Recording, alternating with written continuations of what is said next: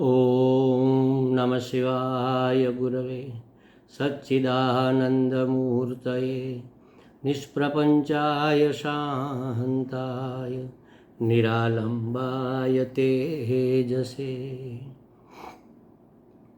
विश्वं दर्पणदृश्यमाननगरी तुल्यन्निजान्तर्गतं पश्यन्नात्मनि मायया बहिरिवोद्भूतं यथा निद्रया यत् साक्षात् कुरुते प्रबोधसमये स्वात्मानमेवाद्वयं तस्मै श्रीगुरुमूर्तये नमः इदं श्रीदक्षिणामूर्तये जन्माद्यस्य यतोऽन्वयादितरतः चार्थेष्वभिघ्नस्वराट् तेने ब्रह्महृदाय आदिकवये मुह्यन्ति यत् सूरयः तेजो वारिमृदां यथा विनिमयो यत्र त्रिसर्गो मृषा धाम्ना स्वेन सदा निरस्तकुहकं सत्यं परं धीमहि सत्यं परं धीमहि। कृष्णाय वासुदेवाय हरये परमात्मने प्रणतक्लेशनाशाय गोविन्दाय नमो नमः। सच्चिदानन्दरूपाय विश्वोत्पत्त्यादिहेतवे तापत्रयविनाशाय श्रीकृष्णाय वयं नुमः। तो ध्रुव जी की स्तुति हो रही है। भगवान उसके सामने साक्षात प्रत्यक्ष रूप में खड़े हैं, सगुण साकार रूप में, और ध्रुव जी भगवान की स्तुति कर रहे हैं, वंदना कर रहे हैं, अर्चना कर रहे हैं। कहते हैं कि जगत की स्थिति बनाए रखने के लिए श्री भगवान मनुष्यों को उसके कर्म के अनुसार फल प्रदान करते हैं। देखो, हमारे जीवन में जो परिस्थिति आती है वो दो प्रकार की होती है, या तो अनुकूल है या तो प्रतिकूल है। अनुकूल परिस्थिति और प्रतिकूल परिस्थिति दोनों हमारे कर्मों के फल स्वरूप आती है, कर्मों के परिणाम स्वरूप आती है। पूर्व में किए गए कर्म इस जीवन में या अगले लास्ट अनेक जन्मों में जो कर्म हमने किए हैं वो भी दो प्रकार के होते हैं, या तो शुभ कर्म होते हैं या तो अशुभ कर्म होते हैं। शुभ कर्मों का फल है सुख, और शुभ कर्मों का फल है पुण्य, और अशुभ कर्मों का फल है पाप।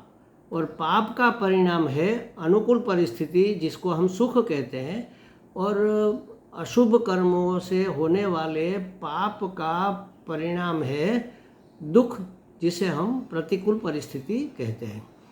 तो अपने कर्मों के अनुसार हमें फल प्राप्त होता है। वह क्यों होता है? वह भगवान हमारे कर्मों का फल देकर हमारे ऊपर अनुग्रह कर रहे हैं। कैसे, ये अभी समझेंगे। तो जगत की स्थिति बनाए रखने के लिए एक दूसरे के ऋणानुबंध भी होते हैं। जिसका ऋण हमने लिया है उससे उऋण होने के लिए उसको वापस देना है, जिसको हमने दिया है उससे वापस लेना है। तो हमारा जन्म ज़्यादातर उन्हीं लोगों के बीच में होता है जिससे हमारा ऋणानुबंध जन्मों से आगे से चला आता है। और हर जन्म में नए नए रिश्ते जुड़ते जाते हैं और ऋणानुबंध और बढ़ते जाते हैं। ये जाल, मकड़ी के जाले की तरह बड़ा बड़ा लंबा लंबा मोटा मोटा विस्तृत होता ही जाता है। ये जन्म मरण का चक्कर कभी ख़त्म होता नहीं है। उसका एक ही उपाय है, भगवान के शरणागत हो जाओ तो माया अपना काम नहीं कर पाएगी। ये मायामय जगत हमें इसी तरह से उलझाता रहेगा वरना।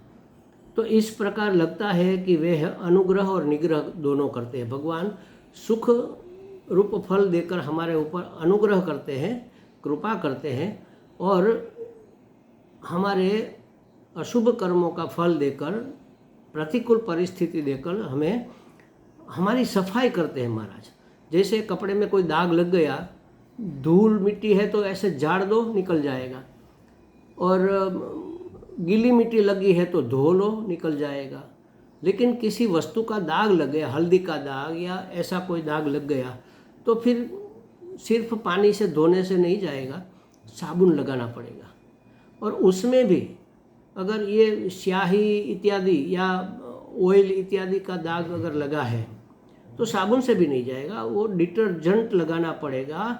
और हमारे यहाँ तो मैया उसको बड़े कूटती है, एक लकड़ी का धोखा लेकर उसको कूटती है, और एक बार में फिर भी नहीं जाता। एक बार, दो बार थोड़ा डल हुआ, थोड़ा लाइट हुआ, फिर तीसरी बार, 3-4 बार धोने के बाद वह दाग निकलता है। तो जब दाग निकालते हैं तो कपड़े को तो पीड़ा होती होगी, वो तो सोचता होगा कि अरे ये तो हमारे ऊपर जुल्म कर रहा है, हमें धोखे से कूट रहा है, ब्रश से घिस रहा है, डिटर्जेंट डालकर हमें जला रहा है, गर्म पानी में उबाल रहा है, खंगाल रहा है। कपड़ा अगर सोच पाता, ये तो जड़ है, नहीं सोचता, लेकिन अगर सोच पाता तो क्या सोचता, यही ना। तो हम भी यही करते हैं। दुख आता है तो अरे भगवान तो हमारे पीछे पड़ा हुआ है, एक दिन भी सुख का दिन देखने को नहीं मिलता, पता नहीं क्या हो गया, हमसे ऐसी कौन सी भूल हो गई, हमसे ऐसा कौन सा पाप हो गया कि भगवान हमें इतने दुख दे रहा है। भगवान दुख नहीं दे रहा महाराज, हमारा कमाया हुआ हमें वापस मिल रहा है, और वो भी इसलिए कि हमारा दाग मिट जाए, हमारा कर्जा चुकता हो जाए, हम ऋण हो जाए और साफ सुथरे, स्वच्छ, शुद्ध, पवित्र होकर भगवान की गोद में जाकर बैठ जाए। माने भक्ति मार्ग में ये कहते हैं, लेकिन वास्तविक उसका अर्थ है मुक्त हो जाए। तो अनुग्रह निग्रह करते हैं, परंतु वास्तव में दोनों में ही उसकी कृपा रही हुई है। अनुग्रह करते हैं तो भी, प्रोत्साहित करते हैं तो भी, अनुरोध करते हैं तो भी, विरोध करते हैं, निरोध करते हैं तो भी, वास्तव में उसकी कृपा है। हम कई बार कह चुके हैं और आज भी कहते हैं, कहते मात्र नहीं, हम तो मानते भी हैं। कि कल ही हमारे एक साधक, हमारे शिष्य, एक बिटिया थी, उनसे बात हुई, तो हमने कहा कि भगवान हमारी तरह बिल्कुल बुद्धू है, कहना नहीं चाहिए, लेकिन हमने तो लाड़ में कह दिया। कैसे कि उसको अनुग्रह करने के सिवा और कुछ आता ही नहीं। अब जब कुछ आता ही नहीं तो जो वो करेगा वह अनुग्रह ही होगा। संसार की, सृष्टि की रचना ही उन्होंने इसलिए की है कि जीव मात्र का उद्धार कर सके, उसका कल्याण कर सके। उसको कल्याण के सिवा और कुछ आता ही नहीं ना। तो निग्रह रूप जो हमें प्रतिकूल परिस्थिति प्राप्त होती है, उसमें भी कहीं ना कहीं उसकी कृपा रही हुई होती है, कहीं कृपा छिपी हुई होती है। हमें पता नहीं है हमारी बुद्धि कहाँ तक काम करेगी, हमारी दृष्टि कहाँ तक जाएगी, लेकिन वो तो सब जानता है ना। तो वो चाहे कठोर लगे, लेकिन वह कठोर कृपा ही है। जैसे समझो एक बच्चा घर के छोटे से मंदिर में एक छोटा सा दिया जल रहा है, और छोटा बच्चा घुटनों पर चलता हुआ, छोटा बच्चा रेंगता हुआ दिए के पास जाता है पकड़ने के लिए। उसको लगा कि ये चकचकित कोई अच्छी वस्तु है, या खाने की वस्तु होगी, खेलने की वस्तु होगी, उसको पकड़ने जाता है। बिल्कुल बस ऐसे टच करने वाला ही था, और उसकी माँ का ध्यान गया। अब बच्चा आवाज़ देने से तो समझेगा नहीं, सुनेगा नहीं कि मत छुओ, ये नहीं। तो वो क्या करती है, दौड़कर उसको धक्का दे देती है।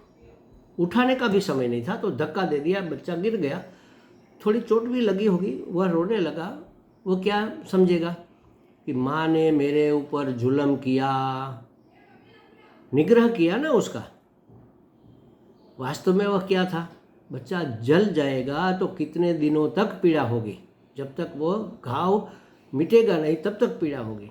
अभी थोड़ा धक्का लगा, थोड़ा गिरा, थोड़ी मार शायद लगी होगी, थोड़ा तिरस्कार उसको लगा होगा, वो पीड़ा तो 1 घंटे में समाप्त हो जाएगी।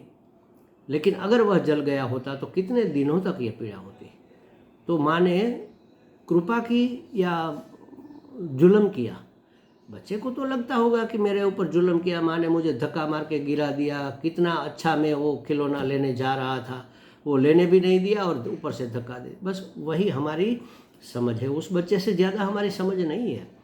भगवान जब निग्रह करता है तो हमें लगता है कि अरे भगवान तो हमारे पीछे पड़ा हुआ है, सुख का दिन देखने नहीं देता, दुख के ही दिन हमारे जीवन में आते रहते हैं, हर पल दुख ऐसा हमें लगता है। वास्तव में ऐसा होता नहीं है, हमारी समझ का फेर है।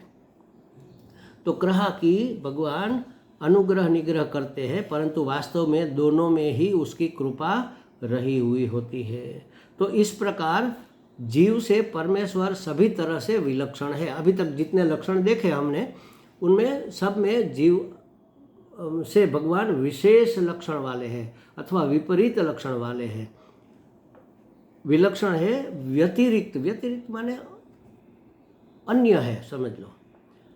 कैसे अन्य है, जो हमने जो आगे पॉइंट देखे उसको जरा समराइज करते हैं। तो कहते हैं कि जीव बद्ध है, बद्ध माने बंधन में पड़ा हुआ, परमेश्वर नित्य मुक्त है। जीव राग द्वेष आदि दोष से मलिन है, जबकि परमेश्वर शुद्ध सत्वमयी है, राग द्वेष है नहीं, शुद्ध है, सत्वमयी है। जीव अल्पज्ञ है, जानता ही नहीं कुछ ज़्यादा, परमेश्वर सर्वज्ञ है, सब कुछ जानता है। जीव परिचिन्न है, मर्यादित है, सीमित है, ईश्वर सर्वव्यापक है। जीव विकारी है, उसमें विकार होता है और इसलिए विनाश भी होता है, और परमेश्वर निर्विकार है, कुटस्थ है, इसलिए जन्म आदि विकारों से रहित है, जन्म मृत्यु इत्यादि नहीं होते। जबकि जीव जन्म के अधीन है, परमेश्वर अजन्मा है, वो तो जन्म लेते ही नहीं, तो वो तो है ही। जीव भगहीन है, विशेषता जो भगवान की जो 6 भग है, ऐश्वर्य, यश, श्री, वैराग्य, ज्ञान इत्यादि, वह बहुत अल्प मात्रा में जीव में है। जबकि परमेश्वर कैसा है, सदा संपन्न, भगवान संपन्न, सदा संपन्न, हमेशा है और पूरी मात्रा में भगवान ऐसे। तो ऐश्वर्यों से सदा संपन्न है भगवान। जीव 3 गुणों के वश में है, सत्व रजस तमस के वश में है, जबकि परमेश्वर तीनों गुणों के स्वामी है। जीव माया के वश में है, भगवान माया को अधीन करके रहते, माया भगवान के अधीन है। तो जीव और परमेश्वर की विलक्षणता जो यहाँ कही गई अभी, वह मात्र उपाधि के स्तर पर देखने में आती है महाराज। हमें लगता है अरे हम तो भगवान कहाँ और हम कहाँ, लेकिन ये सब उपाधि की विशेषता है। अंदर जो अनंत चैतन्य है, वह जीवात्मा का और परमात्मा का दोनों का एक ही है, समान है, पूरा का पूरा है। जैसे समझो, चींटी एक छोटा सा दाना उठाकर बड़ी मुश्किल से जा सकती है, और हाथी पूरा पेड़ उठाकर जा सकता है। तो हमें लगता है कि हाथी तो बहुत महान है और चींटी तो क्षुद्र है।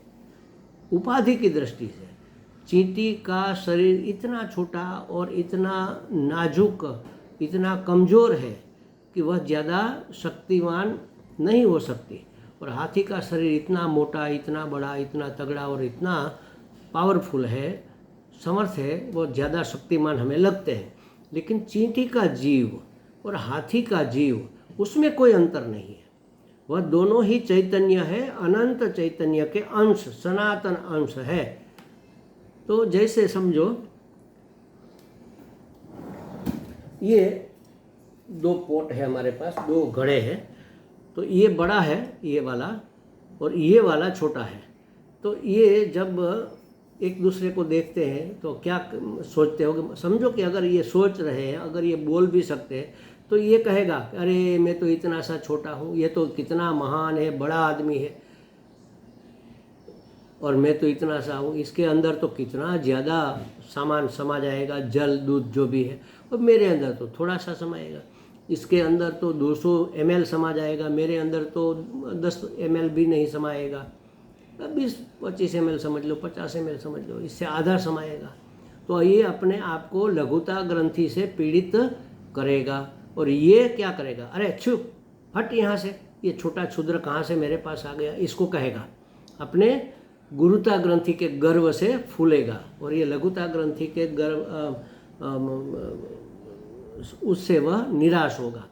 तो इसके अंदर जो आकाश है, जगह है, उससे इसकी साइज निश्चित होती है ना, ये मोटा है, ये छोटा है, कैसे पता चले? इसके अंदर ज़्यादा जगह है, इसके अंदर कम जगह है। तो अंदर रहे हुए आकाश में ये छोटा आकाश, छोटा घटाकाश, ये बड़ा घटाकाश, दोनों ही इस महाकाश के ही अंश है। तो आकाश में कोई फर्क थोड़ी है। छोटा बड़ा तो इस घड़े की दीवार के कारण हमें लगता है ये सीमा, ये परिच्छिन्नता किसकी है? इस दीवार की है, आकाश की नहीं है महाराज।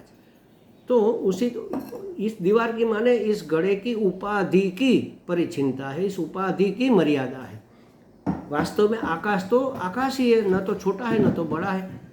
उसका टुकड़ा थोड़ी हो सकता है, उसको काट कर एक छोटा टुकड़ा एक बड़ा टुकड़ा ऐसा नहीं किया जा सकता। आकाश तो आकाश ही है। उसी तरह अनंत चैतन्य हर जगह अभिव्यक्त हो रहा है। छोटी उपाधि है, छोटी अभिव्यक्ति, बड़ी उपाधि है, बड़ी अभिव्यक्ति, लेकिन चैतन्य छोटा बड़ा नहीं होता। एक दूसरा उदाहरण भी हम कई बार देते हैं, जैसे बिजली,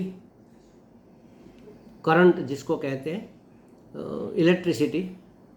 अब 0 का बल्ब है तो बहुत कम प्रकाश देगा, और 1000 वोल्ट का हेलोजन है तो बहुत झमाझम चकाचक प्रकाश देगा। तो यहाँ बिजली ज़्यादा है, यहाँ बिजली कम है, ऐसा नहीं है। यहाँ बिजली पावरफुल है, यहाँ कमज़ोर है, ऐसा नहीं। बिजली तो बिजली है, दोनों जगह एक समान है, लेकिन उसके अभिव्यक्ति के माध्यम में फ़र्क है। ये 0 का बल्ब है, इसका माध्यम छोटा है तो बहुत कम बिजली अभिव्यक्त हो रही है, और इस हेलोजन का माध्यम बड़ा है तो इसमें से बहुत ज़्यादा प्रकाश अभिव्यक्त हो रहा है। बस उसी तरह जीव छोटे बड़े भी होते हैं। जैसे एक बच्चा है, एक युवान है, एक वृद्ध है, एक मनुष्य है, एक पशु है, एक पक्षी है, एक पक्षी है, एक कीट पतंग है, चींटी पतंगा इत्यादि है, रेंगते हुए कीड़े मकोड़े हैं। तो सब में चैतन्य तो समान ही है, लेकिन उपाधि के भेद से अभिव्यक्ति अलग अलग है। हमारी उपाधि सिर्फ ये शरीर बाहर दिखता है वो नहीं, सूक्ष्म शरीर भी अभिव्यक्ति का माध्यम है। पूरा का पूरा शरीर संघात अभिव्यक्ति का माध्यम है। संघात में देह, इंद्रियां, मन, बुद्धि, चित्त, अहंकार, संस्कार, ये सब आ जाता है, समझ लो। तो देहादि संघात ये उपाधि है, इसके माध्यम से उसमें हमारी बुद्धि भी आती है। तो मनुष्य की उपाधि बुद्धि के रूप में महान है, तो सभी प्राणियों से मनुष्य ज़्यादा बुद्धिमान माना जाता है। तो ये उपाधि की विशेषता है उसकी। तो इसलिए मनुष्य बड़ा और बाकी सब प्राणी शूद्र हम मानते हैं। तो ये चैतन्य में भेद नहीं है, उपाधि का भेद है। तो कहते हैं कि जीव और ईश्वर में ये जो विलक्षणता हमें देखने को मिली, कौन सी विलक्षणता? कि जीव विकारी है, परमात्मा अविकारी है। जीव कहाँ जीव विकारी है? जीव ने धारण किया हुआ यह देह विकारी है। जीव तो सदा वैसा का वैसा ही रहता है, क्योंकि वह चैतन्य है, आत्मा है। यहाँ अभिव्यक्त हुआ तो हमने उसको परिच्छिन्न समझा, इसलिए आत्मा को जीवात्मा कह दिया। और हर जगह अभिव्यक्त होने वाला अनंत चैतन्य, इसलिए हमने उसको परम आत्मा कह दिया, परमात्मा कह दिया। तो ये जो भेद हमारे अंदर है, ये उपाधि के भेद है। जीव और परमेश्वर की विलक्षणता जो यहाँ अभी बताई गई, यह मात्र उपाधि के स्तर पर देखने में आने वाली विलक्षणता है। स्वरूप की दृष्टि से जो सत्य चित्त आनंद स्वरूप परमात्मा है, वही अस्थि भांति प्रिय रूप जीवात्मा है।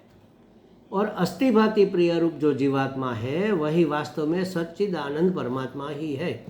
सत्य माने अस्थि, चित्त माने भांति, और आनंद माने प्रिय। व्यवहार सत्ता में हम अस्थि भांति प्रिय कहते हैं, परमार्थ सत्ता में उसको सच्चिदानंद कहते हैं। है तो एक ही। अभिव्यक्ति के माध्यम के भेद से दोनों में भेद दिखते हैं, वह उपाधि के भेद है। वास्तव में जीवात्मा और परमात्मा में कोई भेद नहीं है। इसलिए हम कहते हैं ना कि जीव ही शिव है, आत्मा ही परमात्मा, आत्मा सो परमात्मा, ऐसा कहते हैं। तो दोनों एक ही है, अभिव्यक्ति का माध्यम भिन्न है। तो कहा कि अस्थि भांति प्रिय रूप से जो जीवात्मा है वही सत्यचित आनंद स्वरूप परमात्मा ही है। मगर उपाधि तादात्म्य हो जाने से जीव अपने को सर्व रूप से अल्प मर्यादित मानता है और ईश्वर से अपने आप को भिन्न मान बैठा है। क्यों भिन्न मान बैठा, क्यों अल्प मान बैठा? इस उपाधि से तादात्म्यपन कर लिया। तादात्म्य कर लिया माने इसको मैं मान लिया, यह मैं हूँ। जब मेरे मन में एक शब्द, एक पद अंदर स्फुटित होता है मैं, तो मैं क्या समझता हूँ? इस देहादि संघात को ही तो मैं समझता हूँ। मैं अपने आप को ब्रह्म थोड़े ही समझता हूँ। माने जनरल लोगों की बात हो रही है। हमारे गुरु जी कहते हैं कि जैसे पढ़ते वक्त ब्रह्म शब्द आए ना, तो हमें लगना चाहिए ये तो मेरी बात हो रही है। जैसे मेरा जो नाम होता है, कोई कहे कि स्वामी जी, तो तुरंत मैं पीछे मुड़कर देखूंगा। क्यों? क्योंकि मुझे लगा कि मुझे बुलाया जा रहा है। स्वामी जी तो मैं हूँ, बाकी तो सब मेरे साथ जो बैठे गृहस्थी है, तो मुझे ही बुलाएंगे स्वामी जी, तो मैं देखूंगा। उसी तरह अगर कोई कहे ब्रह्म, तो हमें लगना चाहिए कि ये तो हमारी बात है। यह प्रत्यय उठना चाहिए, ये नहीं उठ रहा है। स्वामी जी कहा माने इस वेश का नाम जो है वह बताया, तो हमें लगा कि ये हमें बुलाया जा रहा है। तो क्या हुआ? ये उपाधि तादात्म्य हो गया, इसको हमने मैं मान लिया। बस उपाधि तादात्म्य हो जाने से जीव अपनी विलक्षणताएं खो बैठता है और ईश्वर को अपने से भिन्न और महान मान लेता है। वास्तव में जीव और परमेश्वर के बीच में कोई भेद नहीं है। स्वरूपतः कोई भेद नहीं है, रूप में भेद है। जैसे सुवर्ण है सोना, तो सोना ही है, स्वरूप में कोई भेद नहीं है। लेकिन उसका एक हार बनाया और दूसरा एक कंगन बनाया, तो दोनों का आकार, रंग, रूप, कीमत, उसका स्थान, उसका वजन, उसमें तो भेद होगा। तो हार और कंगन अलग अलग प्रतीत होते हुए भी रूप से प्रतीत अलग होते हैं, लेकिन स्वरूपतः एक है। स्वरूप है सोना और रूप है कंगन और हार। तो रूप में भेद है, रूप में आकार में भेद है, ये उपाधि है। रूप माने नाम रूप, ये उपाधि है, ये संसार है। और उसका जो मूल है, वास्तविक जो सोना है, वह स्वरूप है। तो कहते हैं कि स्वरूपतया जीव और परमेश्वर दोनों एक है, जीवात्मा और परमात्मा एक है। कोई वास्तविक विलक्षणता या वास्तविक परमार्थतः भेद नहीं है। ये बात परमार्थतः सत्य नहीं है। व्यवहारिक सत्ता में हम इसको सत्य मानते हैं, क्योंकि व्यवहार में तो हम नाम रूप को महत्व देते हैं ना। अस्थिभाति प्रिय को तो हम जानते ही नहीं, उसको तो ध्यान में ही नहीं लेते। जानते हैं तो भी ध्यान में नहीं लेते ना। हमने कब कहा कि ये अस्थि रूप परमात्मा हमारे सामने कुत्ते के रूप में खड़ा है? हमने कब सोचा कि ये भांति के रूप में भासमान हो रही गाय परमात्मा है? ठीक है, भगवान की विभूति के रूप में हम उसको पूज्य मानते हैं, तुलसी को पूज्य मानते हैं, पीपल को पूज्य मानते हैं, हिमालय को पूज्य मानते हैं। ये सब भगवान की विभूति, जहाँ हमारी पूज्य बुद्धि होती है, श्रद्धा बुद्धि होती है। लेकिन हर एक वस्तु में वही तो अस्थिभाति प्रिय है, वही तो सच्चिदानंद अभिव्यक्त हो रहा है। लेकिन हमने पारमार्थिक सत्यता को नहीं पहचाना। व्यवहारिक सत्यता जो है, व्यवहार के लिए जो हमने मान रखा है, नाम रूप को हमने सत्यता प्रदान कर दी। इसलिए जीव अपने आप को तुच्छ या तो सामान्य या निकृष्ट मानता है और ईश्वर को उत्कृष्ट और परम मानता है। वास्तव में स्वरूपतः दोनों में कोई भेद नहीं है। आगे की बातें फिर करेंगे। ओम पूर्णमदः पूर्णमिदं पूर्णात् पूर्णमुदच्यते पूर्णस्य पूर्णमादाय पूर्णमेवावशिष्यते। ओम शांति शांति शांति। हरि ओम। श्री गुरुभ्यो नमः। हरि ओम।